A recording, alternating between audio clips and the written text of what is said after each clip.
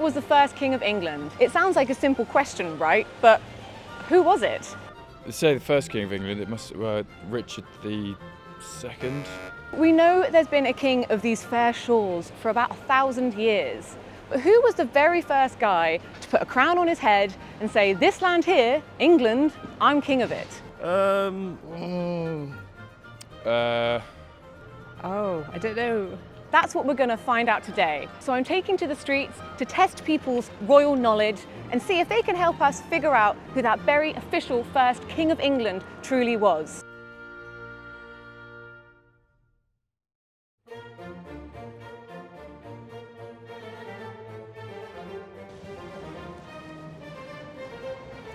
Pigeon doesn't want to talk. All right, we're starting with the big question. Who was the first king of England? King George. I want to say... I wouldn't be able to tell you. I mean, I could take a guess at some common royal names, but... Nope. Thinking... No. I'm thinking about all the names that English I know. names. George, something. A George, a Charles, a Louis, something along those lines. I've got 1066 in my head, but that's not right. You're talking like Alfred Anglo-Saxon, or are you talking about Normans? Philip. I'm just thinking about all the English names that I know. Philip John Thompson. Yeah, no. Not the know. first one, not the first one. See, I'm going to say William the Conqueror, but I'm not sure if I'm right or wrong. Alfred, I can think of one, or if you're thinking of Norman the Conqueror, that's another. You had Knut, who was Danish, from what I can remember as well. I know there's some old kings, medieval kings. I've heard of like Harold, and I've heard of, I think, Alfred the Great. Well, it depends if you mean like a united England or not. Like England, I would say Alfred the Great, maybe. I guess England as we understand it now, maybe William the Conqueror. Alfred the Great. What can you tell me about Alfred the Great? So he was originally king of Wessex, I think, when it was originally Anglo-Saxon kingdoms, and I think he became the first king of all of England. You mentioned a couple of early. You said there's some earlier names. Yeah. Are there any that you could offer up? Like really old like monastic names. Athelstan or something. I don't know the full the actual name, but someone called Athelstan.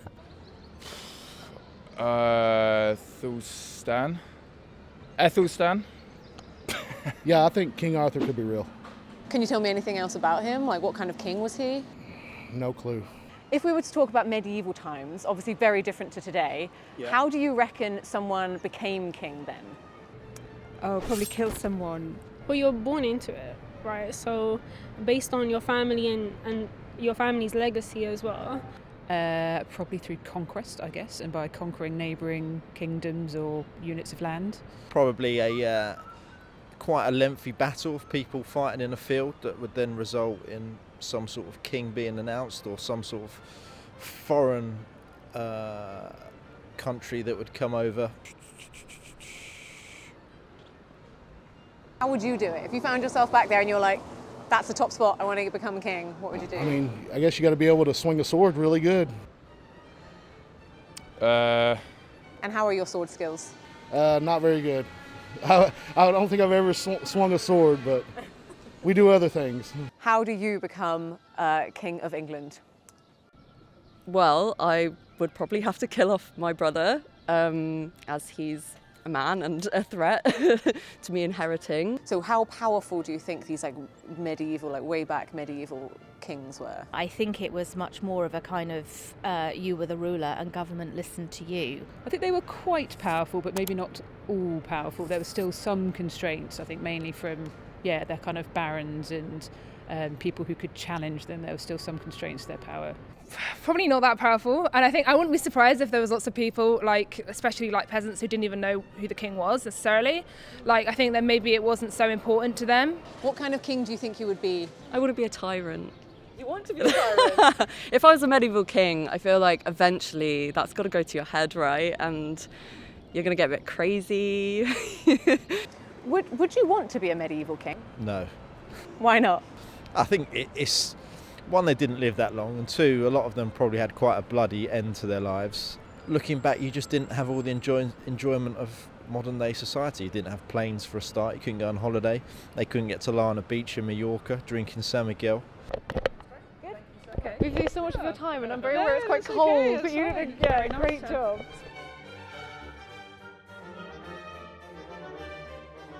So it turns out the question, who was the first king of England, might not be that simple after all. However, from talking to people, I think we've managed to narrow it down to 5 contenders, all vying for the title of the first king of England. And those contenders are William the Conqueror, Canute, Ethelstan, Alfred the Great, and King Arthur. Now, all we need is some expert knowledge, and for that I'm going to meet Matt Lewis, medieval historian extraordinaire, who's going to help us crown the true victor, or hopefully anyway. Right.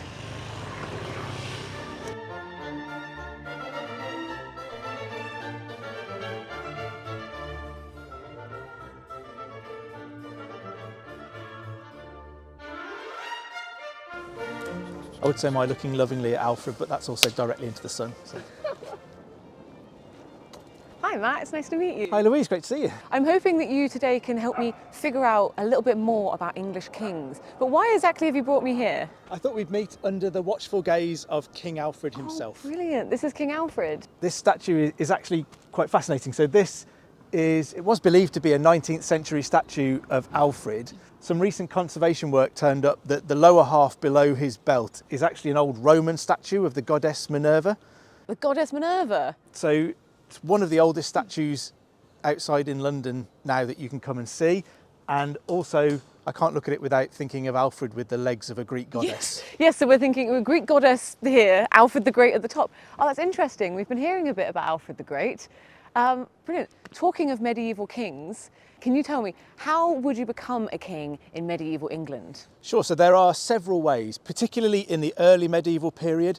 Lots of it is by election. So Anglo-Saxon England has a system of electing monarchs.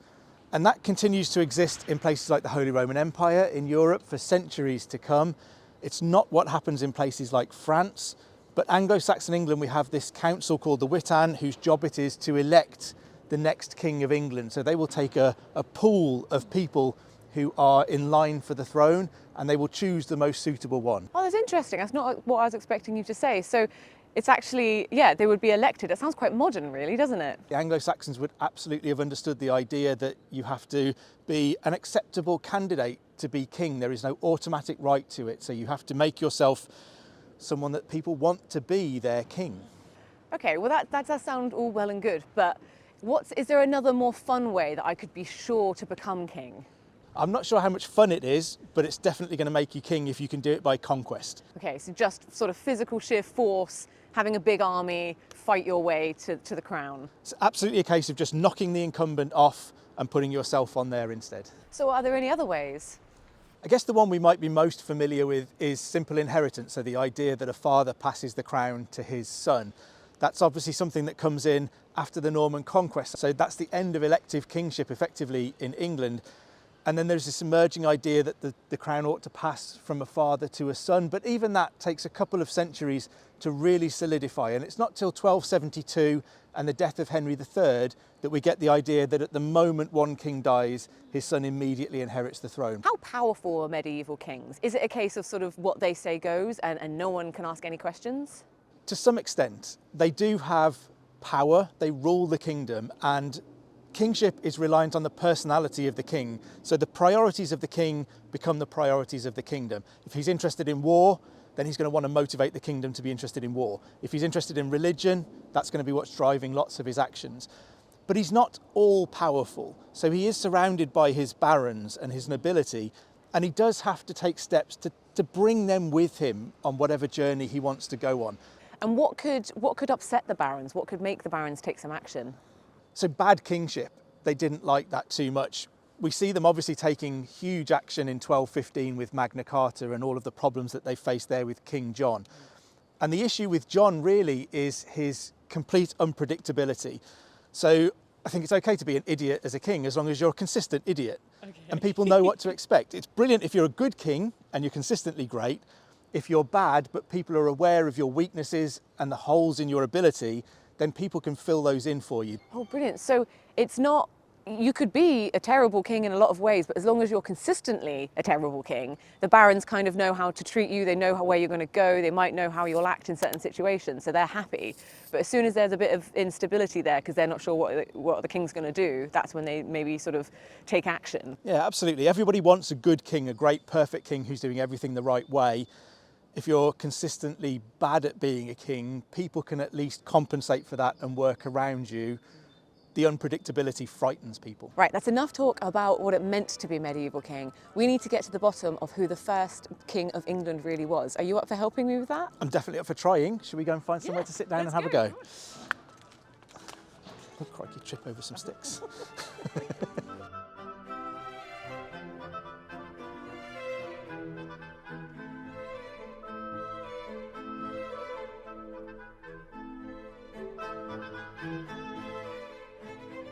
Right, Matt, so I've been out and about on the streets asking people who they think the first king of England was. And from that, we've narrowed it down to sort of 5 main contenders. We've got William the Conqueror, Canute, Alfred the Great, Athelstan, and King Arthur.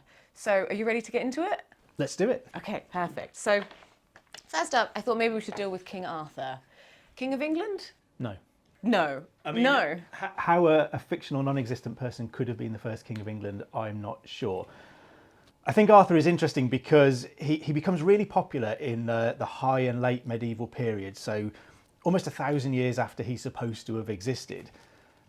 And he almost is a vehicle for this idea that England as a single nation, as a country, was always inevitable. That after the Romans left, there is this king who appears in the vacuum and creates this wonderful kingdom, and that was always what England was meant to be. But it's sort of looking back through rose-tinted spectacles at a lot of history and fabricating this character to fill a void. Definitely not in the running, right. For me, I'm afraid it's a straight no. Arthur goes straight down Get rid in of the him. no bin. Well, dealt with that one quickly, perfect. So moving on to a character that I feel pretty confident with saying was real, William the Conqueror. So what can you tell me about William the Conqueror? That he was very real. If you were living in England in 1066 and a few years after that, you would have felt like this guy was real. If you lived in the north of England, he would have made your life an absolute misery if you'd managed to survive his arrival. William is a fascinating character. So he's born around 1028, becomes Duke of Normandy in 1035, so at the age of 7. So how does he go from Duke of Normandy to being King of England? Well, when Edward the Confessor dies at the beginning of 1066, there is some dispute about who the rightful king should be. In England at this time, we have a council called the Witan, whose job it is to elect the next monarch. So we still have an elective form of kingship in England at this point. So they end up picking Harold Godwinson, who is the old king, Edward the Confessor's brother-in-law. He's married to Edward's sister. He seems like a good candidate. He's a grown man. He's the most powerful nobleman in the country. He's a proven leader, proven warrior. Seems like a good choice. Everyone in England seems fairly happy with this, but there are people outside England who aren't. We have Harold Hardrada, who is the king of Denmark, who will come over and chance his arm. But there is also William in Normandy, and he is loosely related to Edward the Confessor. Edward's mother, Emma of Normandy, was a great-great-aunt of William the Conqueror.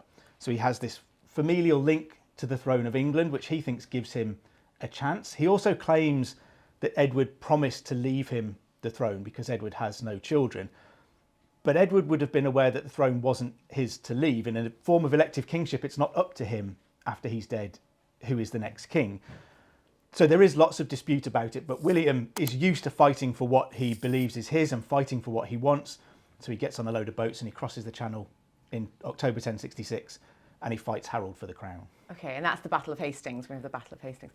So that's interesting because I think some people would believe that he didn't really have a claim. He just was a guy who was like, oh, I'll have a bit of that. He sees that England is vulnerable and he swoops in and he takes it. But you're saying he actually had a legitimate claim to the throne. I think there's possibly an element of viewing England as weak and perhaps ripe for the taking. There is also an element of his blood claim to it, and also the fact that he says Harold promised to recognise William as king. So then when Harold becomes king himself, William positions this as being the breaking of an oath, a sacred oath. There is an image in the Bayeux Tapestry of Harold with a hand on 2 sets of holy relics, making this solemn oath to William. So William is also able to say, this guy on the throne of England is an oath breaker. He's a perjurer. He can't be a rightful king. So therefore, I'm going to do my duty. And I'm going to go over there and take his throne from him. So William's come over, Battle of Hastings, he's got rid of Harold, he's claimed the throne. What was his coronation like? How was he welcomed, if at all? He arrives at London with an army. It takes him a while, actually, to convince everybody to let him in and recognise him as king. But they eventually do. He has a coronation on the 25th of December on Christmas Day. It's important to have coronations on usually a Sunday and a holy feast day if you can. So Christmas Day, absolutely perfect. Seems like a really good beginning to a new dynasty. But then the sources tell us that during the coronation there is this element which we still see today. So we saw it last year with King Charles's coronation. It's called the recognition. And this is a nod to the elective kingship. So the people within the abbey are required to accept this candidate as their king. So as the English archbishop asked the Anglo-Saxons for their approval, the Bishop of Coutances also asks the Normans for theirs. And they all compete to shout, yes, we definitely like William. So William's posted all these guards outside and suddenly they hear this big uproar, lots of foreign voices shouting and they don't understand what's going on and they think something's kicking off inside Westminster Abbey. So their response, I mean, what response could you possibly have? The only response that seems available to them is they set fire to Westminster. They start burning houses and buildings all around the Abbey, cause absolute panic. The Abbey doors are flung open, everybody charges out. William is left at the high altar with a couple of bishops who he won't let leave. As the abbey fills with smoke, we're told he's shaking as he insists that his coronation is completed, that the crown is put on his head, he's anointed. Okay, so not the best start for William as King of England, but he has been coronated, Christmas Day, lovely and festive. He is King of England. What happens after then? How does he spread? How does he make his claim on the rest of England? He struggles to get control particularly of the north. So England has a really centralised form of kingship compared to lots of other European countries by this point. So we get lots of northern barons rebelling against his rule. So within a few years of his coronation, he instigates what's known as the harrying of the north, where essentially he lays waste to the north. He goes there, he chases out rebels, but he burns the ground, makes it impossible for people to live off that ground, destroys entire villages, decimates the population, and we're told that there are parts of the north that don't recover for decades, running into centuries after what William has done. It's not really the way that I personally would win over if I was sort of king of a new country. I don't know if that's how I would win over people, by just sort of decimating the land. No, he's definitely not the sweetest guy. I would imagine his life, even up to the point of Hastings, has made an incredibly hard man. So why do you think that he's made our shortlist? William is an interesting candidate in that lots of histories begin at the conquest. If you're going by a ruler from lots of historical places with a list of kings and queens, it'll start at William the Conqueror. We number kings from William, so we think of particularly of Edward I. Well, we've had an Edward the Confessor that we've talked about. So how is he Edward I? So there is this idea that everything begins at William. It's tempting to see that as a really good hangover of effective Norman propaganda. Right, most important question. William the Conqueror, is he sort of in the running as the first king of England? I think for me, William the Conqueror, not really a contender. The rulers have lied to us. He is not the first king of England. All right, so he's going the way of Arthur. He is real. He's real, but he's in the no bin with Arthur, I'm afraid. Okay, all right. Well, next up is a chap called Canute. He's another example of a sort of successful invading monarch, is that right? He is. So Canute's dad, Sweyn Forkbeard, invaded England and manages to make himself king at the end of 1013, and 5 weeks later he dies unexpectedly. So in 1016, Canute decides to come back and claim what had been his father's throne. And this is still part of the ongoing Viking presence in England, and the idea that the Vikings have some claim to the throne of England based on, by this point, several hundred years of invading and raiding. Okay, so just to clarify, he His father, Forkbeard, fantastic name by the way, Forkbeard came over and conquered England, and then sort of what happened there? Why was it not automatically that Canute took over? So when Sweyn Forkbeard arrives, he drives out Ethelred, who we remember as Ethelred the Unready. His name in Anglo-Saxon is actually Ethelred the Unred. So Unred is a play on his name Ethelred. So Ethelred means well-counselled, Unred means poorly counselled. So the Anglo-Saxon joke is well-counselled, the poorly counselled. Ah, I see, because I had always wondered if he's called Ethelred the Unready. I mean, I don't mean to victim blame, but you are possibly going to be more likely to invade a country run by someone called Ethelred the Unready rather than someone called like Ethelred the Organised and well-prepared. Yeah, if you're looking at the map of Europe, you're not going after Ethelbert the well-set-up. So Canute's father has taken England from Ethelred, taken it for his own, and then when he dies, what happens then? When Sweyn dies, they invite Ethelred back, and he very quickly comes back and establishes his kingship. And then he doesn't last more than a couple of years after that, at which point Canute sees an opportunity again. It's funny because you're talking about Ethelred as being King of England and Forkbeard as being King of England as well. So why were they not mentioned when we asked people? Why are they not known as like sort of potentially the first King of England? I think Canute builds this kind of North Sea empire. So just after he's become King of England, he also becomes King of Denmark, and he'll become King of Norway as well. And he rules for a couple of decades. And actually when he invades England, he's faced with Ethelred's son, who is Edmund. He's known as Edmund Ironside, so someone else who gets a cool epithet. And he's named that because he spends the whole of his short reign in armour with a sword at his side fighting the Vikings of Canute's invasion. And eventually Edmund is wounded and he's ailing, and he meets with Canute and they agree to split the country in half along the lines that it had been before. So Canute will get the north and the east, and Edmund will get the south and the west. When Edmund dies, there seems to be this desire to reunite those two separate halves, and Canute is quickly recognised as the king of all of England again. So there is this idea that Canute is perhaps the last one prior to whose reign England was split into different kingdoms. So never after Canute again would we have England divided in that way. Okay, so Canute is sort of associated with a united England in that sense, because like you said, it was never sort of split up and divided after his reign. Yeah. How difficult was it for him to unite England in that way? I think Canute does a really good job. I mean, one of the things that he does is marry Emma of Normandy, who we mentioned before as Edward the Confessor's mother. So she is Ethelred the Unready's widow. Oh gosh. So she is a Norman noble, but she's being Queen of England. And one of the things that Canute quickly does is marry himself to Emma. There's lots of suggestion that Emma wasn't overly keen on this, but she didn't have very much choice. See, that's quite smart. Okay, do you think any part of him was hoping that people would sort of see someone with Emma of Normandy, a king with Emma of Normandy, and go, oh, it's Ethelred, isn't it? It looks a bit different, but it looks pretty similar to me, so I'm happy, you know, like, yeah. I'd imagine there is definitely wanting to play on the idea of continuity. You know, countries that have undergone conquest will be filled with fear and trepidation for what's to come, and I think this is Canute's way of saying everything's going to stay the same. I'm even going to have the same queen. Yeah, he never quite went as far as adopting sort of Canute the Unready or anything like that. No, not quite, no. No, he is remembered as Canute the Great in most places. Canute the Great, yeah, that's probably a bit stronger.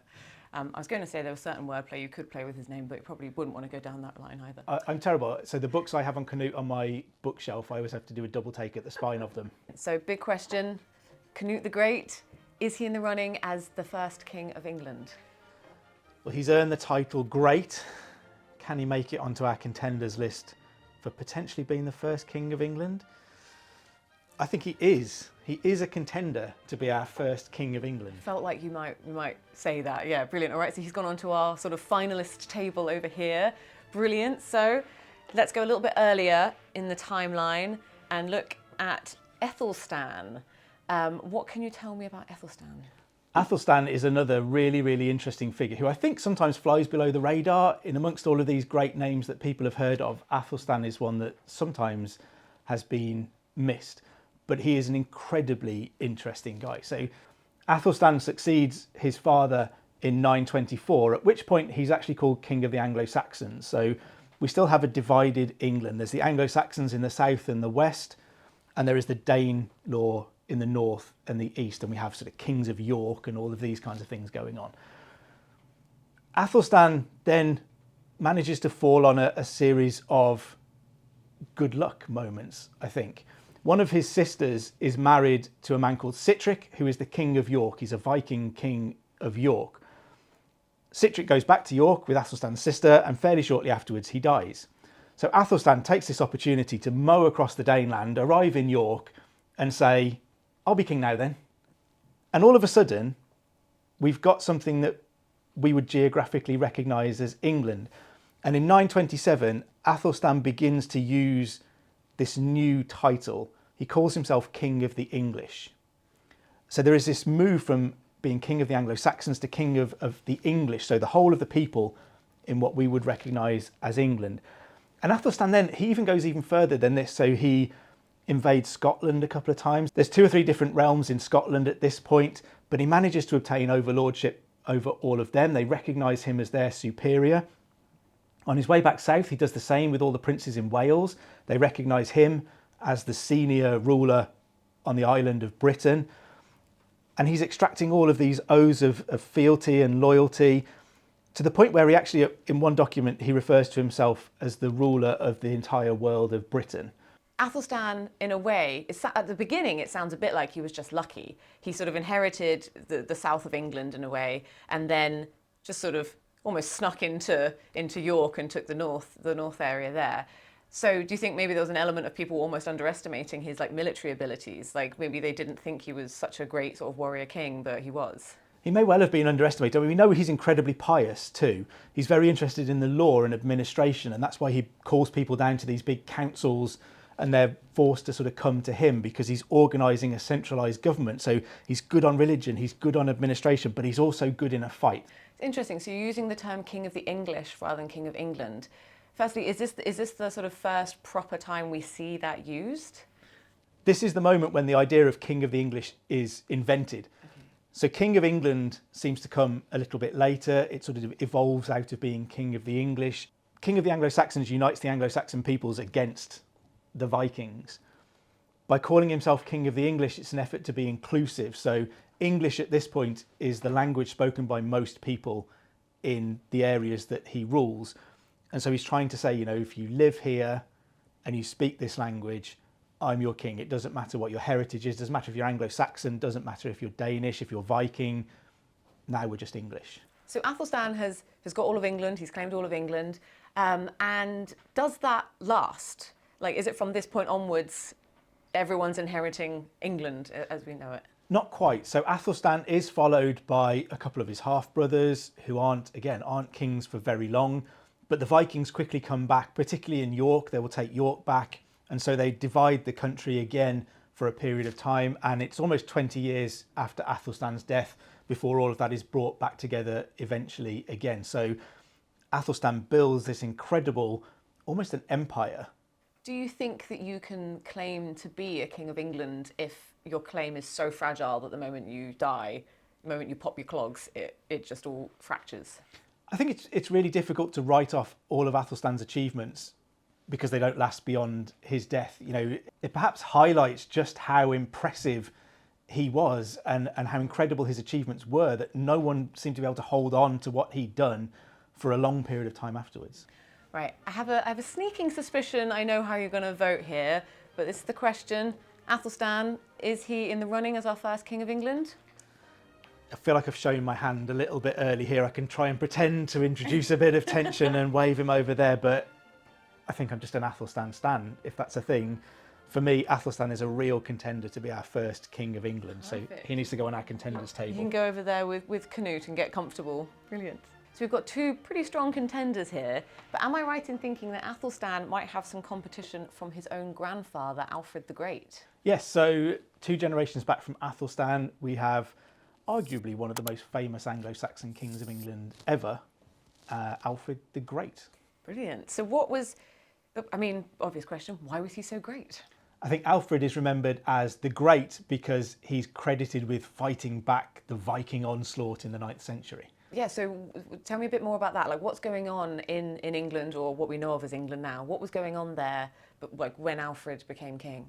So Alfred becomes king of the West Saxons in 871. So 3 of his older brothers have gone before him, and the Vikings have, over the previous almost a century, been sweeping further and further south and east across England. By the time that Alfred becomes king of the West Saxons, king of Wessex, Wessex is really the only remaining independent kingdom. Mercia has been almost overtaken, and the Vikings are knocking on Wessex's door. And in 878, he will engage in the Battle of Edington with a Viking force that invades into Wessex. And he manages to inflict a crushing defeat on this Viking army, which is a real turn in fortunes. It's been going backwards and forwards a little bit. They've had some wins, some losses. Edington is a massive win for the Kingdom of Wessex. Guthrum, the Viking leader, is effectively forced to find peace terms. Alfred requires him to convert to Christianity, and Alfred stands as Guthrum's godfather.